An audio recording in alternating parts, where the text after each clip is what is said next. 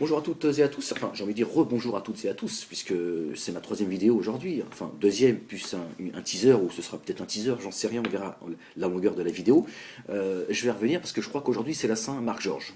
Marc Georges avec qui je suis rentré en conflit une énième fois, parce qu'il est venu s'occuper des affaires qui ne le regardent pas. Mais bon, dès que tu soulèves le dossier chambre à gaz, les mecs ils sortent du bois et ils te disent chambre à gaz, mais ça existe. Allez, faut me le tondre. Voilà. Et qui, aujourd'hui, alhamdoulilah, nous a pondu un texte. D'accord. Le shir Marc-Georges qui ose me demander à moi de ne pas parler de l'islam.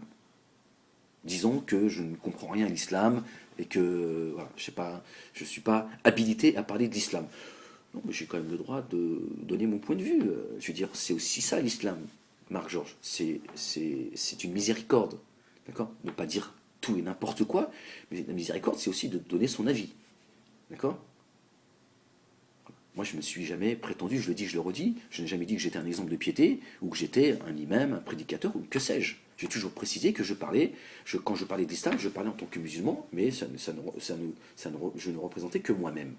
Voilà, que je partageais, en fait, une réflexion. Et alhamdoulilah, il y a beaucoup de gens de la communauté musulmane qui m'envoient des messages de soutien, des messages de sympathie, et d'ailleurs, qui m'encouragent à continuer à parler de certains sujets sensibles, d'accord, tels que la sexualité de nos enfants, etc., etc., qui trouvent que les prédicateurs ne soulèvent pas assez le sujet, et ils trouvent que j'en parle bien, et que même j'y mets une note d'humour, et qu'ils trouvent ça très agréable. Tu vois, comme quoi les goûts et les couleurs se trouvent dans la création d'Allah subhanahu wa ta'ala, que tu remets en cause aujourd'hui par tes propos, Marc-Georges. Je vais donc lire à ceux qui m'écoutent le texte, le discours de Cheikh Marc-Georges, le converti. Écoutez bien, il a dépassé Soral, son maître, puisqu'à une époque, il idolâtrait Soral. D'accord. Il ne veut pas le reconnaître aujourd'hui, c'est une réalité. Mais ce n'est pas important. D'accord. Il a dépassé le maître. Soral nous a expliqué, il fut un temps, il y a quelques mois, il a dit aux musulmans, écartez-vous de votre prophète. Ces hadiths sont caducs. D'accord. Il a demandé aux musulmans de se concentrer que sur le Coran. D'accord. Ce qu'a fait, dit le prophète sallam, c'était, selon lui, à rejeter. D'accord. Je pense que beaucoup ont pu l'entendre. Marc-Georges, lui, il est passé au-dessus encore. Il remet en cause les paroles d'Allah subhanahu wa ta'ala. Le choix d'Allah subhanahu wa ta'ala, bien évidemment, comme d'habitude, alhamdoulilah, en jouant sur les mots. Toujours, il manipule les mots. D'accord. Et je vais vous lire ce qu'il a écrit. J'ouvre les guillemets. Je trouve que la shahada sunnite ne reflète pas l'esprit, ni du reste la lettre de l'islam. Déjà, il commence à nous parler de shahada sunnite. On voit des gens commencent déjà à voir un peu vers quoi il nous amène. Parce que lui, il prétend qu'il est musulman. Il dit, moi, je suis musulman. Ni chiite, ni sunnite. Un afrit. Alors, on comprend en effet dans sa version française, en tout cas, donc il précise dans sa version française, pour pouvoir dire à un moment donné, mais bon, c'est la traduction qui m'a induit en erreur quand il va voir que ça va, c'est son discours, il n'y en a plus d'un qui ne va pas être content. Que Mahomet, le seul prophète, ou le plus important est sa révélation comme une rupture. Alors je reviens sur ça. On comprend en effet, dans sa version française en tout cas, que Mahomet est le seul prophète, ou le plus important est sa révélation comme une rupture. Donc selon lui, dans cette shahada sunnite, d'accord, c'est ce qu'il dit, hein, on reconnaîtrait que le prophète sallam serait au-dessus de tous les autres prophètes, et qu'à travers cette shahada, on mettrait une rupture avec les autres prophètes. Ce qui est faux. Il va lui-même donner la réponse à sa bêtise. Mais pas parce qu'il mêle le faux et le vrai. Regardez ce qu'il dit ensuite. Il n'y a de Dieu que Dieu, et Mahomet est son prophète. Or, le Coran insiste précisément sur la filiation entre tous les prophètes et messagers, la notion de rappel, de continuité, mais aussi sur le statut particulier, suréminence, de Jésus unique, Messie par sa naissance, par la virginité de la Vierge Marie, parce qu'il est le Verbe. Donc je dirais que cette shahada falsifie les propos du Coran d'une certaine manière, tel que je le comprends en tout cas. Voilà. C'est très intéressant ce qu'il dit. Vous voyez, il mêle le faux et le vrai. Mais il nous dit que la ilaha illallah Muhammad Rasulullah est une trahison du Coran. Alors que le prophète sallallahu alayhi wa sallam, il nous demande d'attester qu'il n'y a de Dieu que Dieu et qu'il est son prophète. Il remet en cause les paroles du prophète sallallahu alayhi wa sallam et les paroles d'Allah subhanahu wa ta'ala en nous disant parce que ces sunnites ne comprennent rien. Parce que vous ne comprenez rien. Si vous aviez ma connaissance, moi, cher Marc Georges, vous ne direz plus La ilaha illallah Muhammad Rasulullah. Qu'est-ce qu'on dirait alors, Marc Georges? La ilaha illallah Gouasmi Rasulullah. C'est ça que tu es en train de nous dire. Et qu'est-ce que tu es en train de nous dire dans ton discours? Que les musulmans mépriseraient notre bien-aimé Jésus alayhi salam. Que la paix soit sur lui. Jésus que nous aimons profondément. Que nous suivons. On est plus légitime que toi, Marc Georges. On est plus légitime qu'une grande majorité de chrétiens. Et plus proche qu'une grande majorité de chrétiens de Jésus. Je précise une grande majorité. Je ne parle pas de cette minorité de chrétiens qui ont encore l'intelligence de lire sérieusement la Bible et de savoir qui est Jésus. Donc Marc Georges, qu'est-ce qu'il est en train de faire? Il est en train de faire ce que je vous expliquais dans certaines de mes vidéos, quand je vous disais qu'on a nationalisé de manière géographique le monde arabe, on l'a divisé, on l'a nationalisé, on a changé l'islam par le nationalisme. On a dit, non, ta religion, c'est pas la ilaha illallah Muhammad Rasulullah. Ta religion, c'est le drapeau marocain, algérien, égyptien, tunisien, etc., syrien, palestinien, etc., etc., etc. Et j'ai dit, aujourd'hui, depuis quelques années, ils sont en train de nationaliser la religion. C'est ce que ce fervent nationaliste est en train de faire. Qu'est-ce qu'il dit aux chrétiens? Il dit, attendez, ils sont gentils les musulmans, mais ils ont décidé que leur prophète arabe, il est meilleur que le prophète blanc. Je caricature, mais c'est ce qu'il est en train de nous dire. Et après, il nous dit, pour pouvoir passer son message, il dit, mais vous trahissez le Coran parce que le Coran, c'est pas ce qu'il dit. En gros, il dit, bon, je vais me protéger. Non, je fais faire attention parce que si je rajoute pas que le Coran nous rappelle la filiation entre les prophètes, je vais être accusé de tous les maux. Donc je vais dire, j'ai jamais contredit les paroles de Dieu. Mais vous, les Arabes, avec votre shahada, vous êtes en train de nier et mépriser Jésus et sa mère. Vous avez vu? Vous avez vu comment il sème le désordre au sein de la communauté musulmane? Avec sa shahada sunnite. Et il appelle le prophète, alayhi salam, Mahomet. Il n'y a pas de Mahomet. Quand tu es musulman, tu dis non, il n'y a pas de Mahomet. C'est Mohammed. Il va te dire, oui, mais moi je m'intéresse aussi aux non-musulmans, Ahmed. Donc les non-musulmans, ils appellent le prophète Mahomet. Mais quand tu es musulman, tu n'as pas le cœur à l'appeler Mahomet. Tu dis Mohammed. Au pire, tu dis, voilà, je parle de Mahomet, je vous précise, mais il s'appelle Mohammed. Je ne l'appellerai pas Mahomet, je vous le dis parce que, voilà, pour pas qu'il y ait de confusion. Mais voilà, tu rappelles quand même que son prénom, il s'appelle Mohammed. Qui méprise le prophète? Qui méprise qui, en réalité? C'est extraordinaire, quand même. D'avoir le culot de dire à Ahmed, cesse de parler d'islam et de nous parler, de dire que les Maghrébins, dans un de ses communiqués, que les Maghrébins dont fait partie Ahmed, confondent le tribalisme, le nationalisme et l'islam avec l'affaire Nabila. Et qui vient nous parler de son nationalisme fervent au sein de la communauté musulmane, avec sa conversion qui est cachée. Pourquoi tu nous parles de shahada sunnite? Même les chiites qui n'acceptent pas la shahada, ils sont obligés de faire croire qu'ils disent La ilaha illallah Muhammad Rasulullah. Ils n'ont pas le choix que de le dire. Ils le bafouent, mais ils le disent.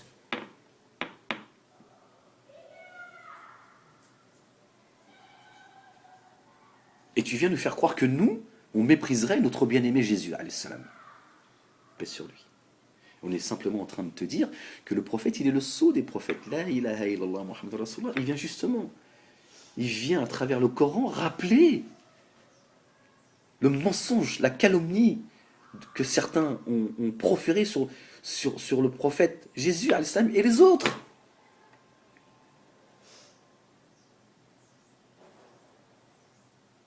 La venue du prophète est venue confirmer l'authenticité des prophètes, alayhi salam. Que la paix de Dieu soit sur eux. Et toi, tu viens avec ton discours de politique formé depuis 20 ans au Front National. Oui, mais les Arabes, les Maghrébins, qui se disent sunnites, quand même, ils mettent leur prophète arabe au-dessus de Jésus, il est blanc. Ta petite fouine. Tu vois? Regardez, comment ça s'appelle ça? Les spécialistes des chambres à gaz. Jusqu'à l'islam, vous êtes perturbés, les gars, c'est pas possible. Vous êtes aveuglés. Comment voulez-vous faire... comment, dans ta tête, Marc Georges, un instant, t'as pu penser que t'allais nous faire avaler ça, nous musulmans? C'est-à-dire même le musulman dans son hall, il a un joint dans la main gauche, il a une bière dans la main droite, tu dis ça, il brûle avec son joint. Il te fait comme ça. Voilà. Il finit son joint, c'est sûr, mais il brûle avec son... Tu dis, qu'est-ce que tu racontes là? Qu'est-ce que tu racontes? T'insultes le prophète sallallahu alayhi wa sallam, t'insultes Jésus alayhi salam, hein? Nous aimons le prophète Jésus alayhi salam. Nous l'aimons. Comme nous aimons tous les autres prophètes. J'aime beaucoup le prophète Moïse. J'aime son histoire, j'aime ce qu'il a été. Et d'autres prophètes. Mais voilà, c'est comme ça. Après, chacun a sa sensibilité.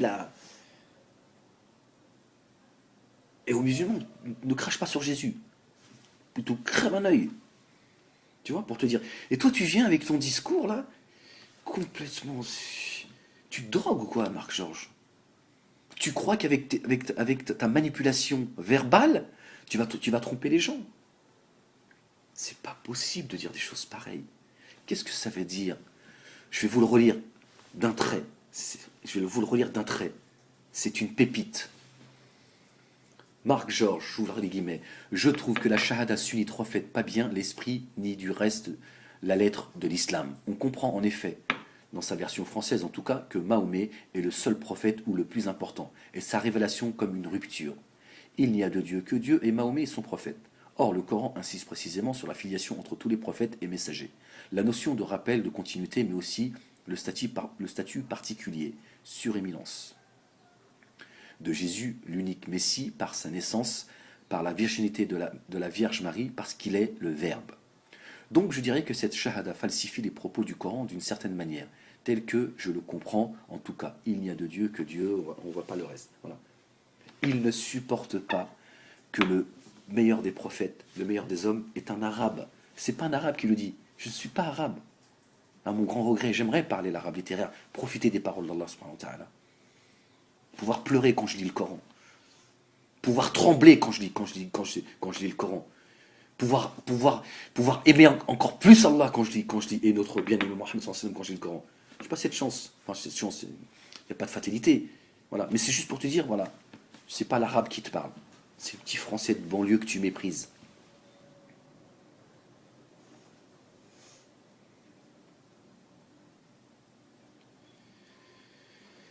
Donc, selon Marc Georges, cette shahada est une falsification du Coran. C'est-à-dire que là, c'est pas le prophète qui s'est trompé, qui se trompe et qui se serait trompé, comme dit Alain Soral, lui disant écartez-vous du prophète de l'islam. Là, Marc Georges lui dit c'est Dieu qui s'est trompé. Et le prophète, puisque le prophète nous a demandé de faire cette attestation. La ilaha illallah, Muhammad Rasulullah. Alayhi salatu wassalam. J'atteste qu'il n'y a de Dieu que Dieu et Mohammed est son envoyé. Alors je lui ai dit non, c'est... Mais non les gars, les Maghrébins. Parce que là, vous êtes en train de mépriser les Blancs, là. Jésus, il est blanc. Que vous aimiez votre prophète parce qu'il est arabe comme vous. Bon, s'il serait venu aujourd'hui, c'est vrai qu'il serait avec vous il vivrait avec vous en banlieue. Mais là, vous exagérez quand même. Parce que là, c'est une rupture totale. Avec cette shahada, vous êtes insidieusement, sournoisement en train de dire, vous mettez une rupture avec le message précédent. Mais Marc-Georges, il y a un Dieu, donc il y a un message. Le Brel. Un Dieu, un message. Il est juste le sceau des prophètes. Dieu, il a dit, ce sera la dernière des religions. C'est pas la religion des Arabes. Dieu, il a décidé que ça descendra dans une langue claire, l'arabe littéraire. Dieu, il sait, par sa sagesse. Et d'autres, ils pourront t'expliquer, moi, je ne veux pas rentrer sur ce terrain-là, j'en ai pas les compétences. Mais l'islam, c'est pas égal arabe. Tu vois, quand le prophète sallam, dont tu parles, il nous a dit, écartez-vous du nationalisme et du tribalisme. C'est une pourriture. Regarde, tu ramènes ton nationalisme dans la religion. Et tu tentes de diviser les gens. Le spécialiste des chambres à gaz. Donc, voilà, moi, si j'étais comme vous, malade du complotisme, je te dirais combien il t'a payé Guasmi, Yaya Guasmi. Parce que Marjo, je m'a dit, ouais, attention de ne pas devenir le Chalgoumi des chambres à gaz, Ahmed. Ah non, les chambres à gaz, ils n'ont pas apprécié. Hein. Ah, les mecs, ils sont montés au créneau, là. Alhamdulillah, Allahu Akbar, Allahu Akbar, Allahu Akbar. Tu me calomnies, voilà. Et finalement, regarde comment tout seul, Allah, il a dit, je vais montrer aux gens qui tu es. Tu t'en prends à un de mes disciples, il est en état de jeûne, voilà. Il est ce qu'il est, mais voilà. Il aime Allah et son prophète, et toi tu viens, tu le dénigres. Je vais montrer aux gens qui tu es, toi. Regarde comment tu viens, tu oses nous donner encore des leçons de ce paternalisme. Tu viens, comme il fait Soral. J'ai un livre, regardez, parce que les Maghrébins, c'est ce qu'il a dit Soral, dans sa dernière vidéo. Il a dit Maghrébins, ils disent pas, c'est des cons. Il n'a pas tout à fait tort là-dessus. Mais lui, il le dit avec mépris. Il ne le dit pas pour les aider. Il dit j'ai un livre à vous vendre, lisez-le. Vous allez apprendre votre religion. Toi, tu viens, pareil. Tu viens, hier, tu dansais au théâtre de la Main d'Or, et Dieu a dit sors de là en famille, t'es là, t'es bourré, tu danses aux côtés de ma mère et de ma femme, sors de là. Non, parce que vous voulez vous amuser. Oui, j'ai des dossiers, je vais écrire un livre, j'ai plein de petites pépites comme ça. Ahmed, il a rencontré Williamson, et quand il est revenu, il avait l'air très convaincu, pardon. Il me menace. Voilà, tu vois, regarde, quand tu fais pas preuve d'humilité, quand tu respectes pas les gens, surtout des gens qui ont été corrects avec toi. Moi, j'aurais dû être l'un de ceux qui aurait dû te baffer il y a longtemps, avec tout ce que tu as pu proférer comme saloperie et comme propos sur l'Algérie, ma famille, etc. Tu vois, pourtant, je suis resté, t'as vu, je suis resté courtois, j'ai dit, ouais, on a tous nos faiblesses, Meskin, c'est un alcoolo, il peut être brillant dans certains sujets, machin, mais il fait le con. Puis quelque part, je t'aimais bien, je te trouvais quelque part un peu authentique. Donc voilà, parce que je suis pas méchant dans le fond. Et tu viens, tu me craches dessus depuis plusieurs années aujourd'hui, en off et tout ça, les gens ils me disent, hein, il y a des gens qui m'aiment bien, attention, hein. C'est pas parce que vous m'aimez pas qu'il y a des gens, que tout le monde me déteste. Il y a des gens qui m'aiment bien, attention, hein. Tu sais, les gens, ils rapportent des choses, il y a des gens qui parlent avec toi, mais qui viennent me renseigner. C'est pas cool. Et aujourd'hui, alhamdoulilah, regarde, t'es là parce que tu es tellement orgueilleux, Marc-Georges, que tu crois que tu t'adresses à une catégorie de gens qui c'est tous des imbéciles. Comme moi, tu m'as encore dit, oui, t'es vraiment fou, Ahmed. Non, les chambres à gaz, non, là, comme il fait l'autre, là. Là, c'est le summum. C'est-à-dire qu'on est en haut de la montagne. Là, vous dites, non, c'est trop. Là, Ahmed, il exagère. Voilà. Ça, par contre, c'est pas exagéré. De dire, la ilaha illallah, Muhammad Rasulullah, c'est une falsification de l'islam, du Coran. Non, ça va. Je dis, non, attention, parce que là, c'est même plus le prophète que tu dénigres. C'est Allah, subhanahu wa ta'ala. Non, ça va. Par contre, les chambres à gaz ont existé, tremblement de terre. Oui, le chalgoumi des chambres à gaz. J'ai des gens, je les ai pas. J'ai pas entendu parler d'eux depuis des années. Ils m'ont envoyé un message privé. Oui, j'espère que t'es pas passé de l'autre côté. L'autre côté de quoi? Je veux dire, il faut vous calmer, les gars. Parce que finalement, en face, ceux qui défendent leur histoire, ils sont finalement plus tolérants que vous. Parce qu'ils comprennent que Ahmed, des fois, il dit des choses qui sont pas très gentilles, mais ils comprennent pourquoi. Vous, c'est la potence. Et vous avez cet orgueil, ce mépris de vouloir nous expliquer les choses. Et toi, Marc-Georges, tu te crois tellement au-dessus des autres que tu te dis, mon discours, il va passer. Bon, Ahmed, on n'en parle même pas. Lui, tout ce qui l'intéresse, c'est Nabila Ahmed. Voilà, c'est me ramener toujours, voilà. Voilà. Et donc, c'est très intéressant. C'est très intéressant de voir comment tu veux nationaliser la religion et comment tu amènes la division au sein de la communauté musulmane. En laissant entendre aux chrétiens qui vont t'écouter j'ai envie de dire, les crétins, parce que les chrétiens, bien évidemment, qui n'écouteront pas ton discours, qui vont dire, ouais, c'est vrai, après tout, autant, c'est parce qu'il est arabe, Mahomet, qui serait serait le prophète préféré de Dieu. Tant Jésus, tant il est quand même né sans père, c'est un miracle. Ben, Adam, alayhi salam, il est né ni mère ni père. C'est un sur-miracle. Si Jésus était si miraculeux qu'il soit né seulement d'une mère, ce qui est effectivement un miracle, subhanallah, pureté à Allah, agib. Mais Adam, s'il a ni père ni mère, pourquoi est-ce que ce ne serait pas lui qui serait au-dessus de Jésus et de Mohammed selon votre logique à vous? Mais l'islam, c'est pas une question de religion, c'est pas une question de race, c'est pas une question sociale. Le meilleur d'entre vous est le plus pieux. Le professeur Sami, il a dit le blanc n'est pas supérieur au noir. Et l'arabe n'est pas supérieur au non-arabe. Le meilleur d'entre vous auprès de Dieu, c'est le plus pieux. Et ce racisme, il est né il y a 15 siècles, en une phrase. Ni subvention, ni transfert, ni l'Élysée, machin, voilà. Avec ça, ça suffit. Pas besoin d'association, créer association. Tu dis, écoute l'arabe, c'est pas parce que tu parles l'arabe littéraire, machin, que le non-arabe, tu es meilleur que lui. Tu le respectes. Parce qu'il se peut qu'auprès d'Allah, il est meilleur que toi. Allah, il nous le dit. Il dit, attention.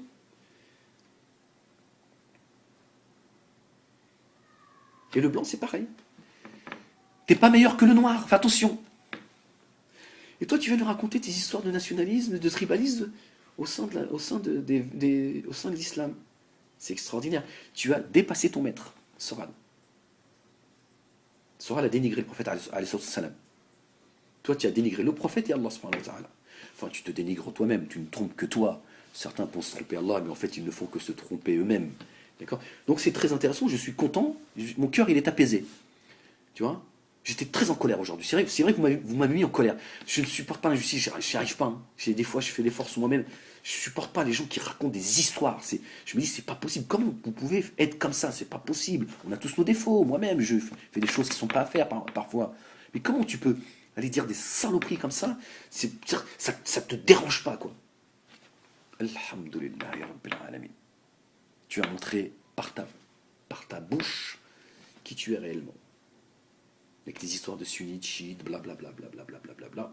Aujourd'hui, tu remets en cause les paroles d'Allah subhanahu wa ta'ala, et tu veux que moi, je te suive toi et ta clique aveuglément concernant les chambres à gaz. Non, je vous dis, plus je vous écoute, plus je dis, non, Ahmed, ils ne peuvent pas dire la vérité puisqu'ils sont loin de la vérité. Là encore, tu es en train de parler de la vérité absolue. C'est le créateur des mondes. Et tu es en train de nous dire, non, tu t'es trompé, Allah.